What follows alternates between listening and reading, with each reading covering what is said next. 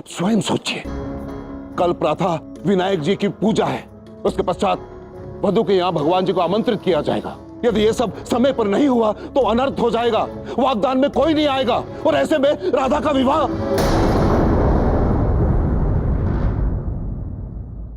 राधा का विवाह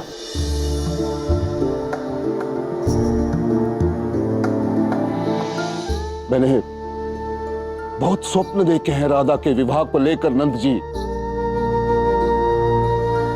कि राधा का विवाह दिव्य होगा, भव्य होगा।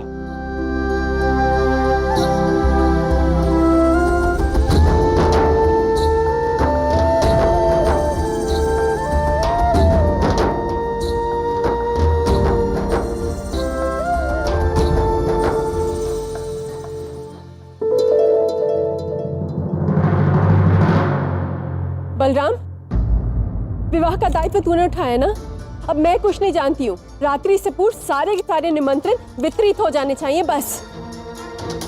हाँ बलराम, विवाह में सम्मान भी दांव पर लगा होता है। यदि तुमसे नहीं हो पा रहा तो अभी बता दो। अरे नहीं, ऐसा कुछ नहीं होगा, आप लोग निश्चिंत हो जाइए। देखिए बलराम दाऊ है ना, सब कुछ संभालेंगे, सब कुछ उचित होगा। कल मेरे वागदान में प्रत्येक व्यक्ति आएगा, ठीक है?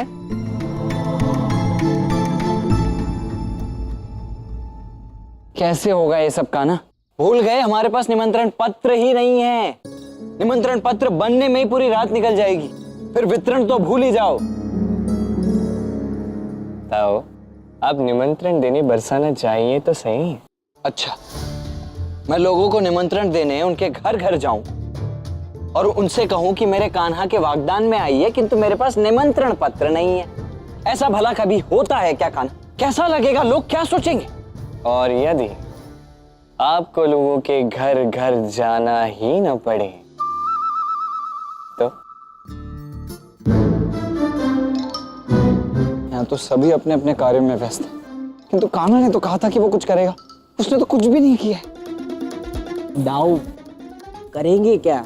न जाने कान्हा चाहता क्या है, कि मैं लोगों के घर घर जाऊं और उनसे कहूं कि आपको हमारे कान्हा के विवाह में आना है, हाँ उसके वागदान में आना होगा, किंतु मेरे पास वो निमंत्रण पत्र नहीं है। कदाचित अब यही एक मार्ग शेष रह गया है हमारे पास। आओ यहाँ से आरंभ करते हैं, न जाने कैसे होगा ये। नारायण की पालकी का दिव्य दृश्य देखिए। नारायण भगवान की जय। नारायण जी की पालकी की जय। लक्ष्मीपति नारायण भगवान की जय। नारायण की पालकी। ओह, तो ये थी कान्हा की योजना कि मुझे किसी के द्वार जाना भी ना पड़े और सभी को निमंत्रण मैं दे भी पाऊं। आनंद आ गया कान्हा, वाह कान्हा वाह।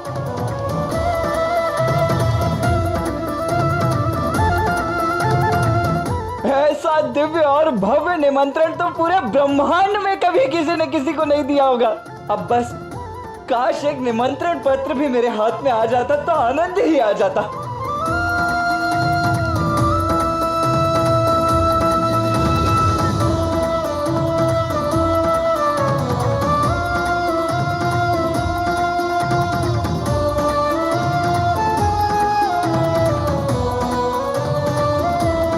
निमंत्रण पत्र।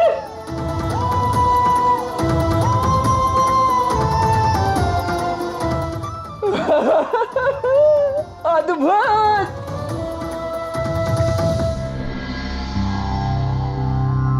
वृषभान जी, अभी तक एक भी निमंत्रण पत्र पहुंचा नहीं। इतना सब कुछ इतना कम समय में कैसे संभव होगा?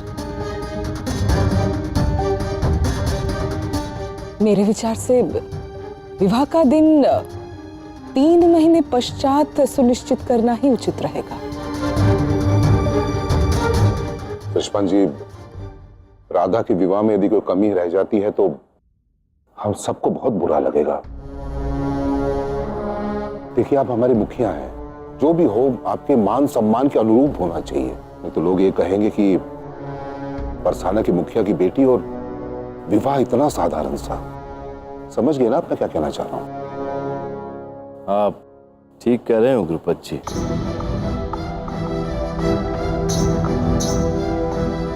बरसाने के मान को ठेस नहीं पहुंचने दे सकता हूं मैं।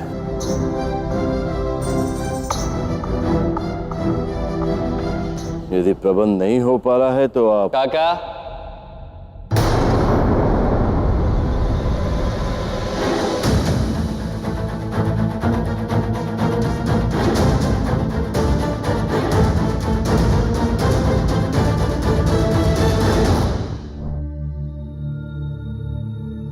विवाह के सारे प्रबंध हो चुके हैं और निमंत्रण भी वितरित हो चुके हैं। चिंता की कोई बात नहीं है। किंतु तुमने ये सब कैसे किया पुत्र? वृषभान जी,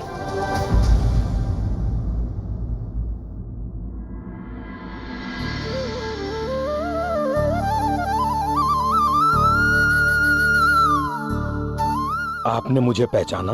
अरे आप तो कनाडा के मुखिया हैं। केवल हम ही नहीं, हमारे आसपास के गांव के अनेक मुखिया नारायण की पालकी को लेकर जा रहे थे।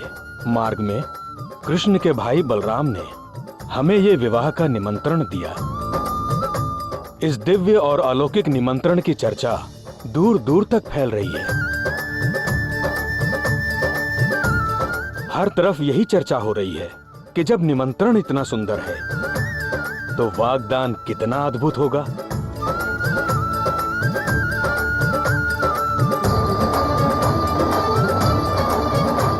वैसे राधा कृष्ण कहाँ हैं?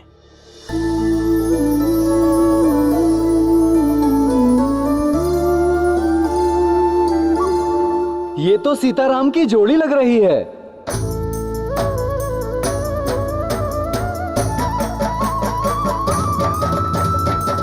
हम लोगों ने निर्णय कर लिया है कि हम और हमारे सारे गांव वाले इस विवाह में पूरे हर्षोल्लास के साथ आएंगे।